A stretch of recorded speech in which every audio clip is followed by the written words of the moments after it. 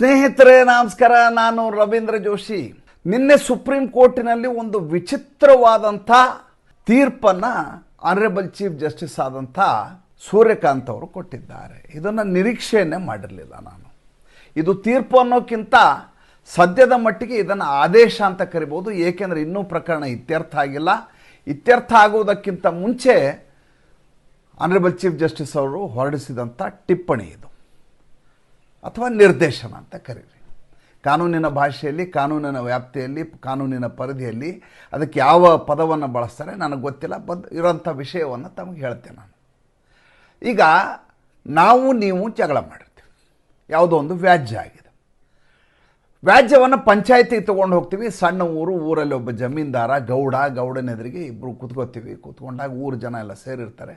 ಗೌಡ ಪಂಚಾಯತಿ ಮಾಡ್ತಾನೆ. ನಾನು ಹೇಳ್ತೀನಿ ನೀವು ನಂಗೆ 5 ಲಕ್ಷ ರೂಪಾಯಿ ಕೊಡಬೇಕು ಅಂತ. ನೀವು ಹೇಳ್ತೀರಿ ಇಲ್ಲ 5 ಲಕ್ಷ ಅಲ್ಲ ಸ್ವಾಮಿ, ನಾನು ಇಸ್ಕೊಂಡಿದ್ದೆ 3 ಲಕ್ಷ ಅಂತ. ಇಬ್ಬರ ಮಧ್ಯೆ ವಾದ ಪ್ರತಿವಾದ ಆಗತ್ತೆ. ನಾನು ಇಲ್ಲ 5 ಲಕ್ಷ ಅಂತೆ, ನೀವು 3 ಲಕ್ಷ ಅಂತೀರಿ. ಗೌಡ ಇದ್ದವು ನಿನಗೂ ಬೇಡ ನನಗೂ ಬೇಡ, ಒಂದು ಕೆಲಸ ಮಾಡೋಣ, ಇಬ್ಬರು ಒಪ್ಕೊಂಡ್ಬಿಡ್ರಿ. ನಾನು ಒಂದು ಮಾತು ಹೇಳ್ತೀನಿ, ನೀ 5ಕ್ಕೆ ಹಠ ಹಿಡಿಬೇಡ, ಅವ್ನು 3ಕ್ಕೆ ಹಠ ಹಿಡಿಯೋದು ಬೇಡ, ಇಬ್ಬರು ಕೂಡಿ 4 ಲಕ್ಷಕ್ಕೆ ಸೆಟ್ಲ್ಮೆಂಟ್ ಮಾಡಿಬಿಡ್ರಿ.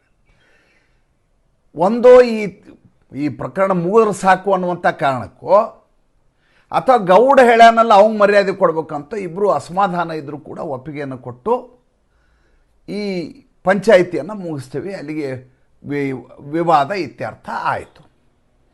ಹೀಗೆ ಕೋರ್ಟಿನಲ್ಲಿ ಮಾಡಲಿಕ್ಕೆ ಸಾಧ್ಯವಾ? ಕೋರ್ಟ್ ನಡೆಯೋದು ಸಂವಿಧಾನಿಕವಾಗಿ, ಕೋರ್ಟ್ ನಡೆಯೋದು ಕಾನೂನಾತ್ಮಕವಾಗಿ, ಕೋರ್ಟ್ ನೋಡೋದು ಸಾಕ್ಷ್ಯಾಧಾರಗಳನ್ನು, ಕೋರ್ಟ್ ನೋಡೋದು ಸತ್ಯ ಯಾವುದು ಅಂತ, ಇದೆಲ್ಲದ ಆಧಾರದ ಮೇಲೆ ಕೋರ್ಟಿನ ತೀರ್ಪುಗಳು ಬರ್ತಾವೆ ಅಂತ ನಾನು ಅಂದುಕೊಂಡಿದ್ದೆ.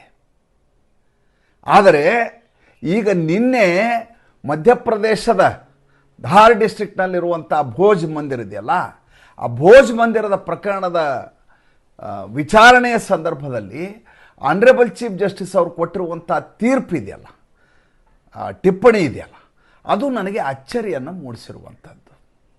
ಪ್ರಕರಣ ನಿಮ್ಗೆ ಗೊತ್ತಿದೆ. ಅಲ್ಲಿ ಭೋಜ್ ಮಂದಿರದಲ್ಲಿ ಸರಸ್ವತಿ ವಿಗ್ರಹ ಇದೆ. ಇದರ ಕುರಿತಾಗಿ ಲೋವರ್ ಕೋರ್ಟ್ನಲ್ಲಿ, ಡಿಸ್ಟ್ರಿಕ್ಟ್ ಕೋರ್ಟ್ನಲ್ಲಿ, ಮ್ಯಾಜಿಸ್ಟ್ರೇಟ್ ಕೋರ್ಟ್ನಲ್ಲಿ ಹೋರಾಟ ಆಯಿತು. ಮುಸಲ್ಮಾನರು ಮತ್ತು ಹಿಂದೂಗಳ ಮಧ್ಯೆ ದೊಡ್ಡ ವ್ಯಾಜ್ಯ ಆಯಿತು. ಅಲ್ಲಿ ನಮಾಜ್ ಮಾಡ್ತಾಯಿದ್ರು. ನಮ್ಮ ಸರಸ್ವತಿ ಮಂದಿರದಲ್ಲಿ ದೇವಸ್ಥಾನದ ಪೂಜೆಗೆ ಅವಕಾಶ ಮಾಡಿಕೊಡ್ತಿರಲಿಲ್ಲ. ಅದಾದ ಮೇಲೆ ಅದನ್ನು ಕಾರ್ಬನ್ ಡೇಟಿಂಗ್ ಮಾಡಲಾಯಿತು, ತನಿಖೆ ಮಾಡಲಾಯಿತು. ಎಲ್ಲ ನೋಡಿದರೆ ಅದು ದೇವಸ್ಥಾನ ಅಂತ ಪ್ರೂವ್ ಆಯಿತು. ಅದಾದ ಮೇಲೆ ಮಧ್ಯಪ್ರದೇಶದ ಹೈಕೋರ್ಟಿಗೆ ಪ್ರಕರಣ ಹೋಯಿತು.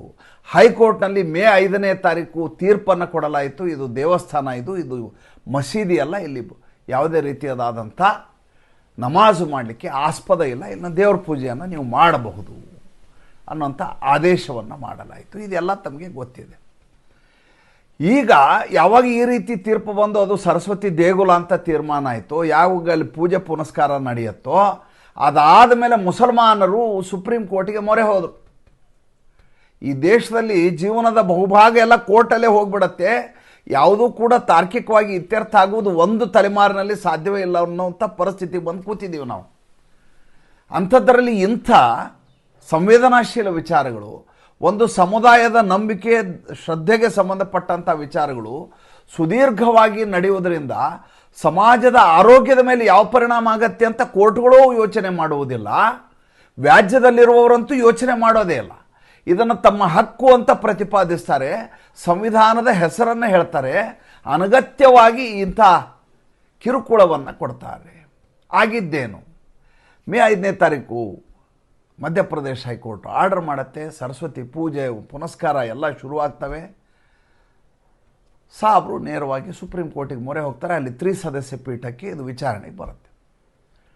3 ಸದಸ್ಯ ಪೀಠದ ಮುಂದೆ ವಿಚಾರಣೆ ಬಂದ ತಕ್ಷಣ ನಿನ್ನೆ ಸೂರ್ಯಕಾಂತ್ ಅವ್ರು ಹೇಳ್ತಾರೆ, ಇದರ ವಿಚಾರಣೆ ಮಾಡಲಿಕ್ಕೆ ಸಮಯ ಹಿಡಿಯುತ್ತೆ, ಅದಕ್ಕೊಂದು ಕೆಲಸ ಮಾಡಿ, ಈಗೇನು ನಿಮ್ಮ ದೇವಸ್ಥಾನ ಇದೆಯಲ್ಲ, ಆ ದೇವಸ್ಥಾನದ ಪಕ್ಕದಲ್ಲಿಯೇ ಅವರಿಗೆ ನಮಾಜ್ ಮಾಡಲಿಕ್ಕೆ ಅವಕಾಶ ಮಾಡಿಕೊಡಿ. ಯಾವ ಭೋಜ ಮಂದಿರ ಇದೆಯಲ್ಲ, ಭೋಜ ದೇವಸ್ಥಾನ, ಭೋಜರಾಜ ಕಟ್ಟಿದ್ದದು, ಪುರಾತನ ದೇವಸ್ಥಾನ.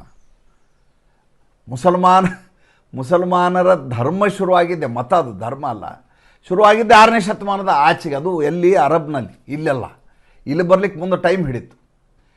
ಅಂಥ ಒಂದು ಮಸೀದಿ ಅಂತ ಹೇಳ್ಕೊಳ್ಳೋರು ಇವರು ಇದಕ್ಕೆ ಇವರಿಗೆ ದೇವಸ್ಥಾನದ ಆವರಣದಲ್ಲಿ ದೇವಸ್ಥಾನದ ಪಕ್ಕದಲ್ಲಿಯೇ ನಮಾಜ್ ಮಾಡ್ಬೇಕಂತೆ ನಮಗೆ ಅವಕಾಶ ಮಾಡಿಕೊಡಿ ಅಂತ ಅವ್ರು ಕೇಳ್ತಾರೆ. ಕೇಳಲಿಕ್ಕೆ ಏನು ಬೇಕಾದ್ರೂ ಕೇಳ್ಬೋದು. ನಮ್ಮ ದೇವಸ್ಥಾನದ ಮೇಲ್ಗಡೆ ಮಾಳಿಗೆ ಅದಲ್ಲ, ಮಾಳಿಗೆ ಮೇಲೆ ಮಾಡ್ತೀವಿ ನಾವು ಅಂತ ಹೇಳ್ಬೋದು. ಏನು ಬೇಕಾದ್ರೆ ಗರ್ಭಗುಡಿ ಎದುರಿಗೆ ಮಾಡ್ತೀವಿ ನಾವು ಅಂತ ಹೇಳ್ಬೋದು. ಅವ್ರು ಬೇಕಾದ ಹೇಳ್ತಾರೆ. ಆದರೆ ಕೂತಿರುವಂಥ ವ್ಯಕ್ತಿ, ಪೀಠದಲ್ಲಿರುವಂಥ ವ್ಯಕ್ತಿ ಆಲೋಚನೆ ಮಾಡಬೇಕಲ್ವಾ. ದೇವಸ್ಥಾನದಲ್ಲಿ ಶಂಖ ನಿನಾದ ಆಗತ್ತೆ, ಪಾಂಚಜನ್ಯ ಮೊಳಗತ್ತೆ, ಗಂಟೆಯ ನಿನಾದ ಆಗತ್ತೆ, ಡಮರು ಬಾರಿಸ್ತೀವಿ, ಆರತಿ ನಡೆಯುತ್ತೆ, ಪ್ರಸಾದ ನಡೆಯುತ್ತೆ, ಮಂತ್ರಘೋಷ ಆಗತ್ತೆ, ಪಕ್ಕದಲ್ಲಿ ನಮಾಜ್. ಅಲ್ರಿ, ನಮ್ಮೂರು ಹಾವೇರಿ ಜಿಲ್ಲೆ ಸವಣೂರಿನಲ್ಲಿ ಒಂದು ಲಗ್ನ ನಡೆದ್ರೆ, ಮದುವೆಯಾಗಿ ಬಾರಾತ್ ಹೊರಟ್ರೆ, ಮೆರವಣಿಗೆ ಹೊರಟ್ರೆ, ಯಾರಾದ್ರೂ ತೀರ್ಕೊಂಡು ಹಲಿಗೆ ಹೊಡಿತಾ ಇದ್ರೆ ಒಂದು ಮಸೀದಿಯ ಮುಂದಗಡೆ ಸೌಂಡ್ ಆಗಬಾರ್ದು ಅಂತ ಗಲಾಟೆ ಮಾಡೋದು. ಯಾಕೆಂದ್ರೆ ಒಳಗೆ ಮಸೀದಿ ಒಳಗೆ ನಮಾಜ್ ಮಾಡ್ತಾ ಇರ್ತಾರೆ, ನೀವು ಈಗ ಹೊರಗಡೆ ರೋಡಲ್ಲಿ ಡಿಸ್ಟರ್ಬ್ ಮಾಡಿಬಿಟ್ರೆ. ಹಕ್ಕಿಗಳು ಕಲರವವನ್ನು ಮಾಡಬಾರದು, ಸಿಂಹ ಗರ್ಜಿಸಬಾರದು, ಊಳಿಡಬಾರದು ನರಿ, ಏಕೆಂದರೆ ಇವರು ನಮಾಜ್ ಮಾಡ್ತಾ ಇರ್ತಾರೆ ಅಂತ ಈ ದೇಶದಲ್ಲಿ ಅಘೋಷಿತವಾದಂಥ ಒಂದು ಸೆಕ್ಯುಲರ್ ಸಿದ್ಧಾಂತವನ್ನು, ಸೆಕ್ಯುಲರ್ ಆದಂಥ ಒಂದು ಮನಸ್ಥಿತಿಯನ್ನು ನಿರ್ಮಾಣ ಮಾಡಲಾಗಿದೆ. ನೀವು ಪೂಜೆ ಮಾಡುವಾಗ ಇನ್ನೊಂದು ಕಡೆ ನಿಮಗೆ ಕಿವಿಗೆ ಆಜಾನ್ ಕೇಳಿಸಬಹುದು, ಆದರೆ ನೀವು ಅವರು ನಮಾಜ್ ಮಾಡುವಾಗ ನಿಮ್ಮ ಮಂತ್ರಘೋಷ ಕೇಳಬಾರ್ದು ಅಂತ ಅವರ ಹಠ. ಆದರೆ ಈಗ ಮಧ್ಯಪ್ರದೇಶದಲ್ಲಿ ಸರಸ್ವತಿ ಮಂದಿರದ ಪಕ್ಕದಲ್ಲಿ ಶುಕ್ರವಾರ ದಿವಸ 1 ಗಂಟೆಯಿಂದ 3 ಗಂಟೆವರೆಗೂ ನಮಾಜ್ ಮಾಡಲಿಕ್ಕೆ ಹಿಂದೂ ಈ ಟ್ರಸ್ಟ್ನವರು ಏನಿದ್ದಾರೆ ಅವರು ಅವಕಾಶ ಮಾಡಿಕೊಡಬೇಕು. ಅಷ್ಟೇ ಅಲ್ಲ, ಇದರ ಕುರಿತು ಆದ್ಯತೆಯ ಮೇರೆಗೆ ಮುಂದೆ ದಿನದಿಂದ ದಿನಕ್ಕೆ ವಿಚಾರಣೆ ಮಾಡಲಿಕ್ಕೆ ಪೀಠ ಸಿದ್ಧ ಇದೆ. ಆಯ್ತು ಸ್ವಾಮಿ, ನಿಮ್ಮ ಪೀಠ ಸಿದ್ಧ ಇದ್ದು ನೀವು ವಿಚಾರಣೆ ಮಾಡಿ ಆದಮೇಲೆ ಇಲ್ಲಿ ನಮಾಜ ಏನು ಅಂತ ತೀರ್ಮಾನ ಮಾಡಿ. ಈಗ ಅರ್ಜೆಂಟ್ ನಾಳೆನೇ ನಮಾಜ್ಗೆ ಯಾಕೆ? ಇಷ್ಟು ದಿವಸ ನಮಾಜ್ ಮಾಡಿಲ್ವಾ ಅವರು? ಅಥವಾ ಬೇರೆ ಜಾಗದಲ್ಲಿ ನಮಾಜ್ ಮಾಡೋಕ್ಕಾಗಲ್ವಾ? ಸ್ವತಃ ಪ್ರವಾದಿ ಮೊಹಮ್ಮದ್ ಪೈಗಂಬರ್ ಅವರೇ ಹೇಳಿದ್ದಾರೆ, ನಿಮ್ಮ ಮಸೀದಿಗೆ ಹೋಗಿ ಮಾಡಬೇಕಾಗಿಲ್ಲ, ನಿಮ್ಮ ಜಾಗದಲ್ಲಿ ಕಾಬಾದ ಕಡೆ ಮುಖ ಮಾಡಿ ನಮಾಜ್ ಮಾಡಿ ಅಂತ ಸ್ವತಃ ಪ್ರವಾದಿ ಮೊಹಮ್ಮದ್ ಪೈಗಂಬರ್ ಅವರು ಹೇಳಿದ್ದಾರೆ. ಹೇಳಿದ ಮೇಲೆಯೂ ಕೂಡ ಸರಸ್ವತಿ ದೇಗುಲದ ಹೊರಗಡೆಯೇ ನಮಾಜ್ ಮಾಡಬೇಕು ಅನ್ನುವಂಥ ಈ ಹಠ ಯಾಕೆ, ಪ್ರತಿಪಾದನೆ ಯಾಕೆ, ಅದನ್ನು ನಮ್ಮದು ಅಂತ ಸಾಬೀತುಪಡಿಸುವ ಪ್ರಯತ್ನ ಯಾಕೆ ಅಂತ ನನ್ನ ಪ್ರಶ್ನೆ. ಒಂದನೇದು. ಎರಡನೇದು, ಪ್ಲೇಸಸ್ ಆಫ್ ವರ್ಷಿಪ್ ಆ್ಯಕ್ಟ್ ಅಂತ ನರಸಿಂಹರಾವ್ ಅವರು ತಂದು, ಉದ್ದೇಶವೇ ಹಿಂದೂ ದೇಗುಲಗಳನ್ನು ಯಾರು ಮೊಘಲರು ಬಂದು ಒಡೆದು ಹಾಕಿದ್ರೋ ಆ ದೇವಸ್ಥಾನಗಳ ಬಗ್ಗೆ ನ್ಯಾಯಾಲಯಕ್ಕೆ ಮೊರೆ ಹೋಗಬಾರದು ಅನ್ನುವಂಥ ಏಕಮೇವ ಅಜೆಂಡಾ ಅದು. ಅದರಲ್ಲಿ ಬೇರೆ ಏನೂ ಇಲ್ಲ. ಅದರಲ್ಲಿ ಅದು ಸಾಬರಿಗೆ ಸಂಬಂಧಪಟ್ಟದ್ದು ಅಲ್ವೇ ಅಲ್ಲ. ಅವರ ಮಸೀದಿಯನ್ನು ವಾಪಸ್, ಯಾವುದೇ ಮಸೀದಿ ದೇವಸ್ಥಾನ ಆಗಿದೆ ಅಂತ ಯಾವುದಾದ್ರೂ ಒಂದು ಉದಾಹರಣೆ ನನಗೆ ಹೇಳಿ ನೋಡೋಣ ನೀವು. ಇಲ್ಲ, ಇದನ್ನು ಮಸೀದಿ ಅಂಥೇಳಿ 6ನೇ ಶತಮಾನದಲ್ಲಿ ಕಟ್ಟಿದ್ರು, 13ನೇ ಶತಮಾನದಲ್ಲಿ 14ನೇ ಶತಮಾನದಲ್ಲಿ ಹಿಂದೂ ರಾಜರು ಬಂದು ಒಡೆದು ದೇವಸ್ಥಾನ ಮಾಡ್ಕೊಂಡಿದ್ದಾರೆ ಅಂತ ಒಂದು ಮೊಕದ್ದಮೆ ಈ ದೇಶದಲ್ಲಿ ದಾಖಲಾದಂಥ ಒಂದೇ ಒಂದು ಉದಾಹರಣೆ ನನಗೆ ನೀವು ತೋರಿಸಿ ನೋಡೋಣ. ಎಲ್ಲಿಯೂ ಸಿಗಲಿಕ್ಕೆ ಸಾಧ್ಯ ಇಲ್ಲ. ಹಿಂದೂಗಳು ತಮ್ಮ ದೇಗುಲಗಳನ್ನು ಉಳಿಸ್ಕೊಂಡ್ರೆ ಸಾಕಾಗಿದೆ. ಎರಡನೇದು, ಇನ್ನೊಬ್ಬರ ಮೇಲೆ ಈ ರೀತಿಯ ದಾಳಿ ಮಾಡುವ ಪ್ರವೃತ್ತಿಯ ಜನ ಅಲ್ಲ. ಸರ್ವೇ ಜನ ಸುಖಿನೋ ಭವಂತು ಅಂತ ಕರೆದವರು, ವಸುಧೈವ ಕುಟುಂಬಕಂ ಅಂತ ಹೇಳಿದವರು, ಎಲ್ಲರೂ ಕೂಡಿ ಬಾಳೋಣ ಅಂತ ಹೇಳಿದವರು ಒಂದು ಮಸೀದಿಯನ್ನು ಒಡೆದು ದೇವಸ್ಥಾನ ಯಾಕೆ ಕಟ್ತಾರೆ? ನಮ್ಮ 33 ಕೋಟಿ ದೇವತೆಗಳಿದ್ದಾರೆ, ಯಾರನ್ನ ಬೇಕಾದರೂ ಆರಾಧನೆ ಮಾಡ್ತೀವಿ ನಾವು. ಯಾವುದೋ ಒಂದೇ ಪುಸ್ತಕ ಅಥವಾ ದೇವರೇ ಇರಲಾರ್ದಂಥ ಗೋಡೆ ಮೇಲೆ ನಮ್ಮದು ಏನೂ ಇರಲ್ಲ ವ್ಯವಹಾರ. ನಮ್ಮದೇನೇ ಇದ್ದರೂ ಕೂಡ ನಾವು ಯಾರನ್ನು ಆರಾಧಿಸುವ ಆ ಮೂರ್ತಿಯನ್ನು ಎದುರಿಗೆ ಇಟ್ಕೋತೀವಿ. ಏನಿಲ್ಲ ಅಂದ್ರೆ ಒಂದು ದೀಪ ಇಟ್ಕೊಂಡು ಅದನ್ನು ಆರಾಧನೆ ಮಾಡುವಂಥ ಜನ ನಾವು. ಹೀಗಿರುವಾಗ ನೀವು ಸರಸ್ವತಿ ದೇಗುಲದಲ್ಲಿ ಅದರ ಪಕ್ಕದಲ್ಲಿಯೇ ಜಾಗ ಕೊಡಿ ಅಂತ ನ್ಯಾಯವನ್ನು ಮಾಡಲಿಕ್ಕೆ, ನೀವು ಈ ರೀತಿ ಮಧ್ಯಸ್ಥಿಕೆ ಮಾಡಲಿಕ್ಕೆ ಇದೇನು ಊರಲ್ಲಿರುವಂಥ ಗೌಡನ ಪಂಚಾಯಿತಿಯಾ? ಅದು ನನ್ನ ಪ್ರಶ್ನೆ. ಇಲ್ಲ ತಾತ್ಕಾಲಿಕವಾಗಿ. ಯಾಕೆ ತಾತ್ಕಾಲಿಕ ಯಾಕೆ ಆಗಬೇಕು? ಈಗಾಗಲೇ ಲೋವರ್ ಕೋರ್ಟ್, ಹೈಕೋರ್ಟ್ ಆರ್ಡರ್ ಮಾಡಿ ಆಗಿದೆ. ಇದು ಸರಸ್ವತಿ ದೇಗುಲ ಅಂತ ಹೇಳಿ ಆಗಿದೆ. ದೇವಸ್ಥಾನದಲ್ಲಿ ಪೂಜೆ ಪುನಸ್ಕಾರ ನಡೀತಾ ಇದೆ. ಅದಕ್ಕೆ ಬೇಕಾದಂಥ ದಾಖಲಾತಿಗಳಿದ್ದಾವೆ. ಇದೇನು ಇಮೋಷ್ನಲ್ ಆಗಿ ಕೊಟ್ಟಂಥ ತೀರ್ಪಲ್ಲ, ಯಾವುದೋ ಪಕ್ಷಪಾತಿ ಅಲ್ಲ. ಇದಕ್ಕೆ ಬೇಕಾದಂಥ ಎಲ್ಲ ಕಾರ್ಬನ್ ಡೇಟಿಂಗ್ನಿಂದ ಹಿಡಿದು, ಫೋಟೋಗ್ರಫಿಯಿಂದ ಹಿಡಿದು, ವಿಡಿಯೋಗ್ರಫಿಯಿಂದ ಹಿಡಿದು, ಹಳೆ ಉತ್ಖನನದಿಂದ ಹಿಡಿದು ಎಲ್ಲ ಕೊಡಲಾಗಿದೆ. ಯಾರು ಕಟ್ಟಿದ್ರು, ಯಾವ ಇಶ್ಯೂ ಒಳಗೆ ಕಟ್ಟಿದ್ರು, ಹೆಂಗೆ ಕಟ್ಟಿದ್ರು, ಯಾರಿಂದ ಕಟ್ಟಿಸಿದ್ರು ಅನ್ನೋವಂಥ ಮಾಹಿತಿ ಕೊಟ್ಟಿದ್ದೀವಿ. ಕೊಟ್ಟಾದಮೇಲೆ ಅಪೀಲ್ ಹೋಗಿದ್ದಾರೆ. ಇದು ಸಾಂವಿಧಾನಿಕ ಅಂತ ಒಂದು ಅವಕಾಶ ಸುಪ್ರೀಂ ಕೋರ್ಟ್ನಲ್ಲಿ ಅವಕಾಶ ಕೊಡಬೇಕು ಅಂತಿದೆ. ಸರಿ, ಅದ್ರ ಬಗ್ಗೆ ನಮ್ಮ ಅಭ್ಯಂತರವೇ ಇಲ್ಲ. ಸುಪ್ರೀಂ ಕೋರ್ಟ್ ಇದನ್ನು ಸತ್ಯಾಸತ್ಯತೆಯನ್ನು ಪರಿಶೀಲಿಸಲಿ. ಪರಿಶೀಲಿಸಿ ಕಡತವನ್ನು ನೋಡಲಿ, ನಮ್ಮ ದಾಖಲಾತಿಗಳನ್ನ ನೋಡಲಿ. ದೇವಸ್ಥಾನ ಆಗಿದ್ದರೆ ಪೂಜೆ ಮಾಡ್ತೀವಿ, ಅದು ಮಸೀದಿ ಆಗಿದ್ದರೆ ಅವ್ರು ನಮಾಜ್ ಮಾಡಿ, ನಮ್ದು ಅದಕ್ಕೇನು ಅಭ್ಯಂತರನೇ ಇಲ್ಲ. ಆದರೆ ಇದರ ಮಧ್ಯೆ ಈ ಮಧ್ಯಸ್ಥಿಕೆ ಮಾಡೋದಿದೆಯಲ್ಲ, ಈ ಮಧ್ಯಸ್ಥಿಕೆ ಯಾಕೆ? ಇದು ನಮ್ಮ ಪ್ರಶ್ನೆ. ಇದು ಒಂದೇ ಅಲ್ಲ, ಇನ್ನೊಂದು ಬೆಳವಣಿಗೆ ಆಗಿದೆ, ಅದನ್ನು ಹೇಳಿಬಿಡ್ತೀನಿ.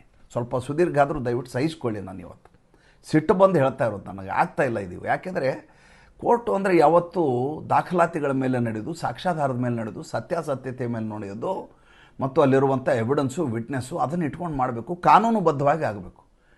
ನನಗಿಷ್ಟು ಬಂದ ಹಾಗೆ, ನನ್ನ ವಿವೇಚನೆ ಬಂದ ಹಾಗೆ ಮಧ್ಯಸ್ಥಿಕೆ ಮಾಡೋದಲ್ಲ ಇದು. ಮಧ್ಯಸ್ಥಿಕೆ ಮೀಡಿಯೇಷನ್ ಕಮಿಟಿ ಇರ್ತಾವೆ, ಅದು ಬೇರೆ. ಇದು ಮೀಡಿಯೇಷನ್ ಕಮಿಟಿ ಮಾಡಿದರು. ಯಾವಾಗ ಅಯೋಧ್ಯೆ ರಾಮ ಮಂದಿರದ ವಿಚಾರದಲ್ಲಿ ಮಾಡಿದರು. ಏನಾಯಿತು? ಇದೇ ಶ್ರೀ ರವಿಶಂಕರ್ ಗುರೂಜಿ ಇದ್ದರು, ಅಡ್ವೊಕೇಟ್ ಶ್ರೀರಾಮ್ ಅಂತ ಇದ್ದರು, ಒಬ್ಬ ಖಲೀಫುಲ್ಲಾ ಅಂತ ಸೇರ್ಕೊಂಡಿದ್ದ, 3 ಜನ ಮಧ್ಯಸ್ಥಿಕೆ ಕಮಿಟಿ ಸೇರಿದ್ರಲ್ಲ, ಮೀಡಿಯೇಷನ್ ಕಮಿಟಿ ಅಂತ ಮಾಡಿದ್ರು. ಏನು ಹೇಳಿದ್ರು ಸಾಬ್ರು? ನಾವು ಒಪ್ಪಲ್ಲ ಇದಕ್ಕೆ ಅಂತ ಹೇಳಿದ್ರು. ಕೋರ್ಟಲ್ಲಿ ತೀರ್ಮಾನ ಆಗಲಿ ಅಂದರು. ಮತ್ತೆ ಕೋರ್ಟಲ್ಲಿ ವಾದ ಮಂಡನೆ ಆಯಿತು. ಕೋರ್ಟಲ್ಲಿ ವಾದ ಮಂಡನೆ ಆಗಿದ್ದು ಶ್ರೀರಾಮ ಜನ್ಮಭೂಮಿ ಅಂತ ಸಾಬೀತಾಯಿತು. ಸಾಬೀತಾದ್ಮೇಲೆ ಅವರು 5 ಎಕರೆ ಜಾಗ ಕೊಡಲಾಯಿತು. ಯಾವ ಆಧಾರದ ಮೇಲೆ ಮುಸಲ್ಮಾನರಿಗೆ 5 ಎಕರೆ ಜಮೀನು ಕೊಡಲಾಯಿತು? ಯಾವ ಕಾಯ್ದೆ ಇದೆ ನಂಗೆ ದಯವಿಟ್ಟು ಹೇಳಿಬಿಡಿ. ಯಾವ ಕಾಯ್ದೆಯ ಪ್ರಕಾರ, ಯಾವ ಆ್ಯಕ್ಟ್ ಪ್ರಕಾರ, ಯಾವ ರೂಲ್ ಪ್ರಕಾರ, ಯಾವ ಸೆಕ್ಷನ್ ಪ್ರಕಾರ ರಾಮ ಜನ್ಮಭೂಮಿ ಅಂತ ತೀರ್ಪು ಬಂದ ಮೇಲೆಯೂ, ತೀರ್ಮಾನ ಆದ ಮೇಲೆಯೂ, ಸಾಕ್ಷ್ಯಾಧಾರ ಕೊಟ್ಟಾದ ಮೇಲೆಯೂ ಇದನ್ನು ಮೊಘಲರೇ ಬಂದು ಒಡೆದು ಮಸೀದಿ ಕಟ್ಟಿದ್ದು ಅಂತ ಮೀರ್ ಬಾಕಿ ಮಾಡಿದ್ದು ಅಂತ ಸೇನಾಪತಿ ಮಾಡಿದ್ದು ಬಾಬರ್ನ ಇವನು ಅಂತ ದಾಖಲಾತಿ ಕೊಟ್ಟ ಮೇಲೂ ಹೊರಗಡೆ 5 ಎಕರೆ ಜಮೀನು ಕೊಡಲಿಕ್ಕೆ ಯಾವ ಕಾಯ್ದೆ ಇತ್ತು ಸ್ವಾಮಿ? ಸೆಕ್ಯುಲರಿಸಮ್ ನೀವು ಆಡಳಿತದಲ್ಲಿ ಮಾಡಿ, ಕೋರ್ಟಲ್ಲಿ ಎಲ್ಲಿ ಬರುತ್ತೆ? ಕೋರ್ಟಲ್ಲಿ ಕಾಯ್ದೆ ಅಷ್ಟೇ ಬರಬೇಕು. ಸೆಕ್ಯುಲರಿಸಮ್ ಸಂವಿಧಾನ, ಆಡಳಿತಾತ್ಮಕವಾದ ವಿಚಾರಗಳಿಗೆ ಎಸ್ ಮಾಡೋಣ. ಈಗ ಆಗಸ್ಟ್ 21, 22, 23 3 ದಿವಸ ಅಗೇನ್ ಇದೇ ರೀತಿ ಮಧ್ಯಸ್ಥಿಕೆ ಮಾಡಲಿಕ್ಕೆ ಒಂದು ಕಮಿಟಿ ಮಾಡಿ ಅದ್ರ ಬಗ್ಗೆ ನಡೆಸ್ತಾ ಇದ್ದಾರೆ. ಇದೇ ಜಸ್ಟಿಸ್ ಸೂರ್ಯಕಾಂತ್ ಅವರು. ಜ್ಞಾನವಾಪಿ ಮಸೀದಿ ತೀರ್ಮಾನ ಆಗ್ಬೇಕಂತೆ, ಮಥುರೆಯ ತೀರ್ಮಾನ ಆಗ್ಬೇಕಂತೆ, ಸಂಭಲದ ತೀರ್ಮಾನ ಆಗ್ಬೇಕಂತೆ. ಯಾಕೆ? ಸ್ಪಷ್ಟವಾಗಿ ಸಾಕ್ಷ್ಯಾಧಾರ ಕೊಟ್ಟು ಈಗಾಗಲೇ ಜ್ಞಾನವಾಪಿಯ ಬಗ್ಗೆ ಸ್ಪಷ್ಟವಾಗಿ ಎಲ್ಲವೂ ಮುಗಿದೋಗಿದೆ, ಸುಪ್ರೀಂ ಕೋರ್ಟ್ ಬೆಂಚಲ್ಲಿದೆ, ತೀರ್ಮಾನ ಆಗಬೇಕು. ಮಧ್ಯಸ್ಥಿಕೆ ಅವರು ಇಂತಜಾಮಿಯಾ ಕಮಿಟಿಯವರು ಹೇಳಿದರು, ವಾರಣಾಸಿಯವರು, ಇಲ್ಲ ನಾವು ಇದಕ್ಕೆಲ್ಲ ಒಪ್ಪಲ್ಲ, ನಾವು ಮಧ್ಯಸ್ಥಿಕೆ ಇಲ್ಲ ನಮ್ಮಲ್ಲಿ. ಮೊದಲೇದಾಗಿ ಒಡೆದು ಹಾಕಿರೋದು ಸಾಕ್ಷ್ಯಾಧಾರ ಇದ್ದಾವೆ. ಒಂದು ಗೋಡೆಯೇ ತೋರಿಸ್ತಾ ಇದೆ ಇದು ದೇವಸ್ಥಾನ ಅನ್ನೋದನ್ನು. ಮಸೀದಿಯ 4 ಗೋಡೆಗಳಲ್ಲಿ 1 ಗೋಡೆ ಹಿಂದೂ ದೇವಸ್ಥಾನದಿರೋದು ಸ್ಪಷ್ಟವಾಗಿ ಕಾಣಿಸ್ತಾ ಇದೆ. ನಾವು ಮಧ್ಯಸ್ಥಿಕೆಗೆ ಒಪ್ಪಿಗೆ ಇಲ್ಲ ನಮ್ಮದು ಅಂತ ಇಂತಜಾಮಿಯಾ ಕಮಿಟಿ ಹೇಳಿದೆ ನಿನ್ನೆ. ಅವರಷ್ಟು ಅಡ್ಡಡ್ಡ ಶೆಟಿಯುವಾಗ ನಾವ್ಯಾಕೆ ಮಧ್ಯಸ್ಥಿಕೆಗೆ ಬರಬೇಕು? ಮತ್ತು ಕೋರ್ಟ್ಗಳ ಮಧ್ಯಸ್ಥಿಕೆ ಮಾಡಿ ಯಾಕೆ ತೀರ್ಮಾನ ಮಾಡಬೇಕು? ಏನಿದೆ ಅದು ಕೊಡಿ. ನಮ್ದಿದ್ರೆ ನಾವು ನೋಡ್ಕೋತೀವಿ, ಅವ್ರದ್ದಿದ್ರೆ ಅವ್ರು ಕೊಡಿ. ಈ ವಾಯಾ ಮೀಡಿಯೇಷನ್ನು ಗೌಡ್ಕಿ ಯಾಕೆ ಮಾಡ್ತೀರಿ ಅನ್ನೋದು ನಮ್ಮ ಪ್ರಶ್ನೆ. ಸರಿ ಇದ್ರೆ ಒಪ್ಕೊಳ್ಳಿ, ಇಲ್ಲಾದ್ರೆ ಇಲ್ಲ ಅಂತ ಹೇಳಿ ದಯವಿಟ್ಟು ಕೆಳಗೆ ಕಮೆಂಟ್ ಮಾಡಿ. ತುಂಬ ಬೇಸರದಿಂದ ಮಾಡಿರೋ ಸಂಚಿಕೆ ಅದು. ನಮಸ್ಕಾರ.